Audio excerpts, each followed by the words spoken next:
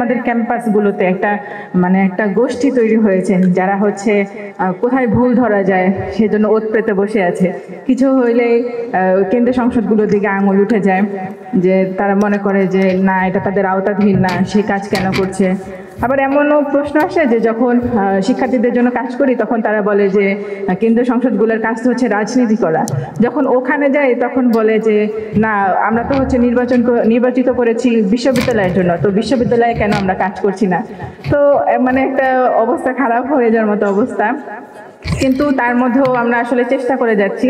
তবে ডাকসুকে দেখলে অনেক হিংসা হয়, তাদের এত বাজেট, তারা এত কাজ করতে পারতেছে, এত স্পন্সর তাদের, কিন্তু আমরা সেটা কিচ্ছু পারি না।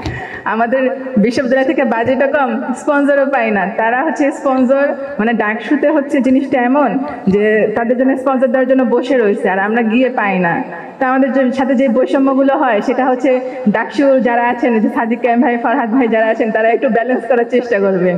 ওখানে স্পন্সর গেলে আপনারা একটু এই পাশে পাঠিয়ে দিবেন যে না, আমাদের এখন অনেক আছে, আপনারা একটু ওই পাশে যান, একটু ব্যালেন্স করেন, আমরাও একটু কাজ করি।